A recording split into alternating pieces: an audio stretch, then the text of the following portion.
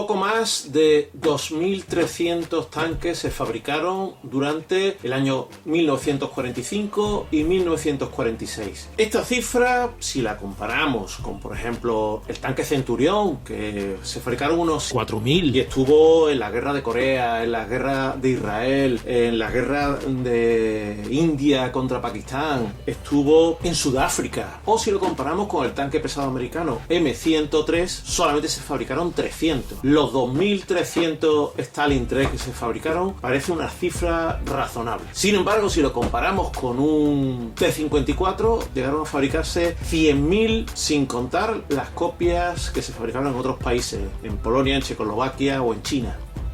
Todos estos tanques, cuando se retiraron del servicio, muchos de ellos acabaron como defensas costeras en el extremo oriente de la Unión Soviética y otros en museos, en rotondas, muchos de ellos en posiciones totalmente inverosímiles y en monumentos con una estética realmente inefable.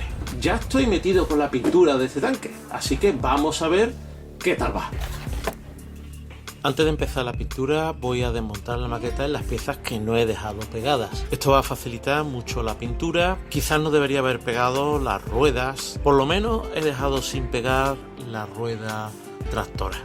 Antes de empezar a pintar una maqueta de plástico con acrílico es muy necesario imprimir. Y lo estoy haciendo con la imprimación de Mr. Surface 1000. Como veis es un spray, lo que me ahorra tener que andar luego limpiando el aerógrafo. A pesar de que con el spray he encharcado en algunos momentos, es increíble cómo esta pintura luego se tensa, se autorregula la superficie y queda un acabado perfecto para luego seguir con las diferentes fases de pintura. Prácticamente parece que la capa es totalmente fina. Esta capa gris permite luego repasar la superficie, revisarla para ver si hay algún tipo de imperfección. Incluso las piezas que he hecho con la impresora 3D veo que no han quedado demasiado mal y que no se notan mucho los escalones. Eso sí, al revisar la ametralladora veo que me ha quedado una línea de moldeo.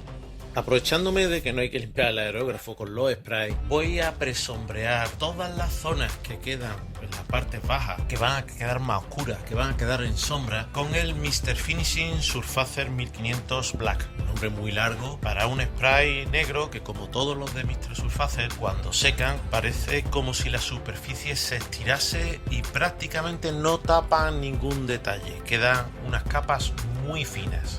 Con el mismo planteamiento, usando el Mr. White Surfacer 1000, voy dando a las zonas que quedarán más iluminadas. Veis que he dejado la torre montada en el tanque, para que la propia torre también genere sus sombras sobre el casco. En todo momento voy a usar el spray como si fuese una luz cenital, de arriba a abajo.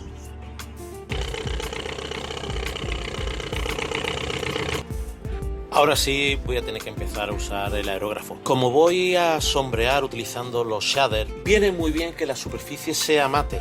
Voy a usar el barniz ultra mate de Amo y lo estoy dando con el aerógrafo sin diluir en absoluto.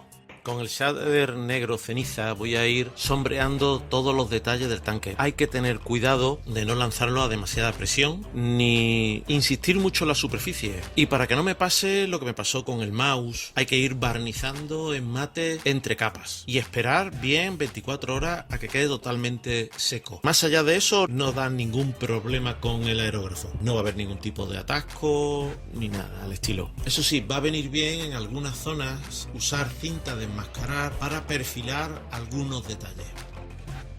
Una vez terminado el sombreado a pincel con un blanco acrílico, voy repasando los detalles que sobresalgan más, como por ejemplo los tornillos o las asas. La tipografía de estos números y especialmente la de ese número 2 siempre me ha llamado la atención. Lo he visto en algunas fotos de época del Stalin 3 y en el Stalin 2 que estaba en el monumento dedicado a los tanquistas soviéticos de Praga. Así que con el programa Inkscape he diseñado esa tipografía. He pegado unas cuantas capas de cinta de enmascarar a un tablero y lo he cortado con la cortadora láser. Como esa zona tiene tantas asas, abrazaderas, va a ser difícil enmascarar siguiendo el método tradicional, pintar sobre el color del tanque en blanco o en el color que lleve el número. Aprovechándome que en esa zona está imprimado en blanco y que los números van a ser blancos, lo que voy a hacer es proteger ese blanco.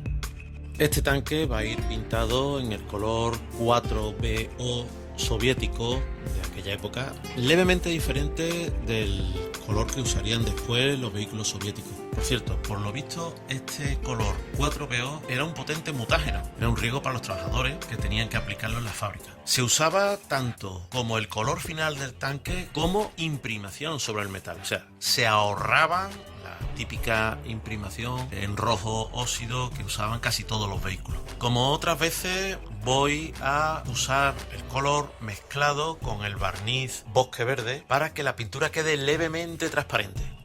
Esta mezcla con la pintura transparente hace que el tratamiento anterior en blanco y negro se vea de un modo muy sutil, que algunas zonas queden levemente más oscuras y otras levemente más claras, intentando coincidir con las zonas donde el vehículo recibiría más luz y menos luz, simulando sombra y también el desgaste del color de la pintura por el sol y por los elementos. Además, también este acabado brillo va a ayudar para el tratamiento con los lavados y con el óleo. ¡Qué nervios! No las tengo todas conmigo con estos números que he hecho. No sé cómo van a quedar. Ya quitándolos voy viendo que queda una especie como de reborde al lado. Esto voy a tener que retocarlo un poco para que queden bien. Con una lija fina, muy fina, voy a repasar un poquito los números para aplanar un poco la superficie. Y después los voy a repasar a pincel. Repasarlo a pincel no es demasiado problema porque justamente estos números se pintaban a brocha sobre el tanque. Así que eso no me preocupa demasiado. Voy a usar el blanco acrílico con un pincel fino intentando seguir la forma y paso a poner las calcas. Voy a usar calcas de diferentes maquetas. El rombo es de la propia maqueta de Tamiya, pero las estrellas son un sobrante de una maqueta de Trumpeter. El proceso de poner las calcas es siempre el mismo. Remojarlas, poner una pequeña cantidad de microset en la superficie, poner la calca y después con microsol hacer que se ablande y se adhiera bien a la superficie. Curiosamente, las estrellas no suelen ver tanto en los tanques como en un principio podríamos pensar, pero yo me he decidido a ponerlas porque estamos ante un tanque pintado en un tono monocromo y va a venir bien ese pequeño toque de color. Con una capa de barniz bosque verde dejo selladas las calcas, bien protegidas para las siguientes fases de pintura. En esta versión del tanque todavía no llevaba el repuesto de las cadenas en el frontal del casco, por lo tanto esa zona está bastante despejada y para pintar el número del vehículo puedo perfectamente utilizar el método tradicional. Para pintar el blanco he usado el color de Mr. Hobby diluido con el Mr. Color Leveling Thinner a una proporción al menos del 50%. La verdad es que no ha dado ningún problema y eso que yo al blanco le tengo bastante miedo. Eso sí, a la hora de quitar la máscara con los dedos cruzados para ver cuál ha sido el resultado final. Parece que el blanco ha dejado un cierto relieve. Tengo la esperanza que según vaya secando la pintura ese relieve desaparezca. Mezclando óleos verde oscuro, marrón oscuro, negro y muy diluidos con White Spirit, voy repasando toda la superficie, haciendo especial hincapié en cualquier grietas, las soldaduras, los tornillos, para realzar todos los detalles, para simular una especie como de maquillaje. La tensión superficial que tiene esta mezcla hace el proceso bastante fácil y si se da muy diluido no hay que tener miedo a pasarse. Además se puede difuminar o retirar el exceso con una esponjita desmaquilladora.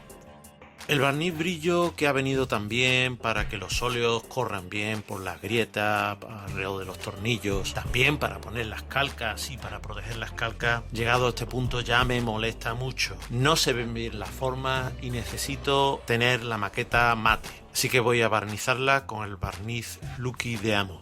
Mezclo el color del vehículo con un poco de color hueso, agua y un poco de retardante. Me estoy empezando a sentir un poco más cómodo con los desconchones hechos a esponja. Descargo sobre un papel la mayor parte de pintura antes de empezar a dar pequeños golpecitos con la esponja sobre las partes más expuestas del vehículo. Luego, poco a poco, voy rellenando el interior de cada una de las manchas con el color marrón, grisáceo, oscuro, que va a simular el color del acero visto en el desconchón. Voy a repasar el borde de la estrella con blanco, con la intención de que no parezca tanto una calca, para darle un cierto toque imperfecto, bueno, sin pasarse con las imperfecciones. Como es tradicional en los tanques pesados soviéticos, las ruedas no tienen una banda de goma. La zona de contacto de la rueda con la cadena va a quedar en color metal. La tentación sería pintarla en un color acero, en un color plata, en un color aluminio, pero me he dado cuenta que no queda creíble. Es mucho mejor pintarla en un gris oscuro o quizás hacer algún tipo de desgaste con un gris claro y al final algún toque con el color acero o con el grafito. Y esto es válido también para los cables de arrastre del vehículo.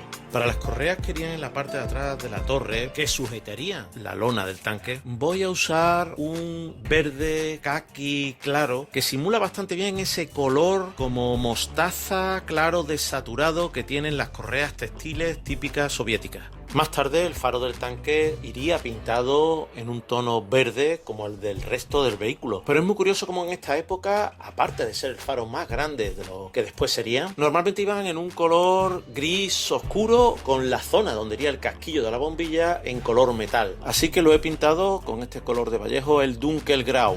Ya con la maqueta mate vuelvo a los óleos, pero ahora el concepto es diferente. La idea es difuminar los óleos por la superficie. Comienzo depositando toda una serie de pequeños puntitos de óleo. Uso un pincel de silicona por la pereza de luego limpiar el pincel. Esos puntitos de colores claros, de colores oscuros, que luego se van a difuminar bien con un pincel seco o levemente humedecido con White Spirit para darle una variedad tonal a la superficie.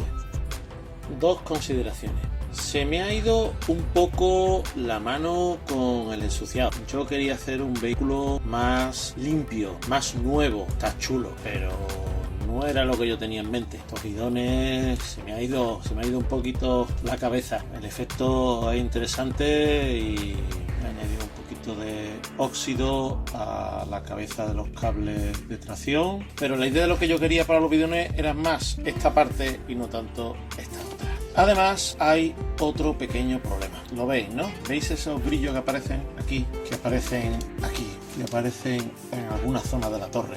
Parece ser que al usar el pincel con el White Spirit ha levantado la capa de barniz mate. El barniz mate acrílico no ha agarrado con la suficiente fuerza sobre la capa anterior de óleos y de esmaltes. Creo que el tema va a solucionarse en cuanto yo dé otra capa de barniz mate y muy probablemente estas zonas desaparecerán, volverán a tener el mismo tono mate que el resto de la maqueta.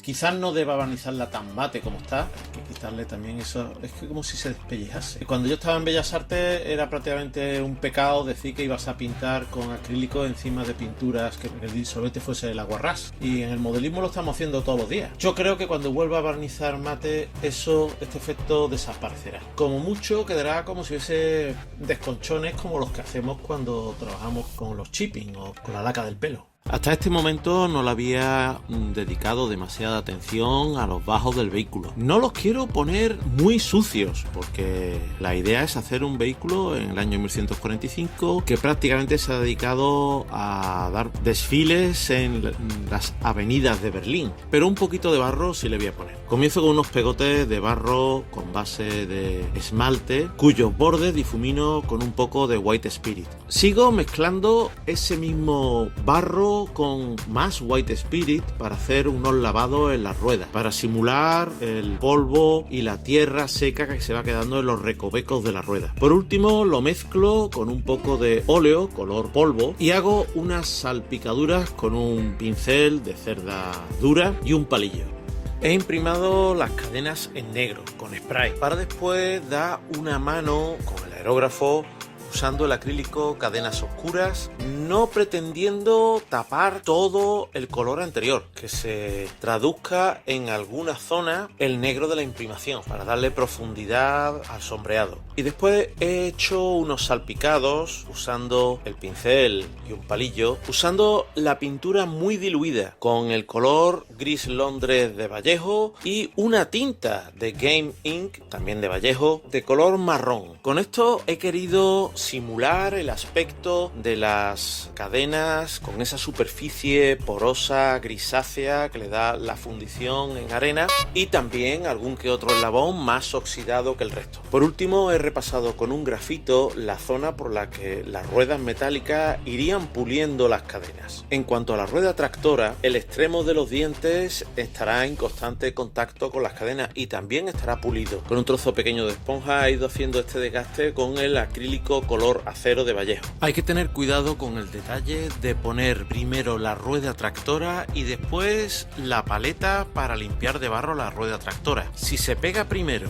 la paleta, luego la rueda tractora no se puede ni poner ni quitar. Al final el montaje de las cadenas no ha sido demasiado complejo, ayuda a que las cadenas sean articulables y las he dejado sin pegar, únicamente sujetas en la rueda tractora. Ya con la maqueta casi finalizada, me gusta darle una pequeña nubecilla de polvo y lo hago rociando con el aerógrafo, con un sentido de arriba abajo, con un barniz mate muy diluido y con apenas un par de gotas de color polvo. Me gusta hacer esto para darle una cierta unidad. La ametralladora la imprimé a la vez que hice la imprimación del resto del tanque, así que ahora en la parte de su soporte y el cajón y la caja de munición la tengo que pintar del mismo color del casco. Habrá que pintar la munición de la cinta y los eslabones que unen las balas en diferentes tonos metálicos, y con un pincel de goma y grafito darle el pavonado al arma. También habrá que resaltar los detalles usando óleos diluidos en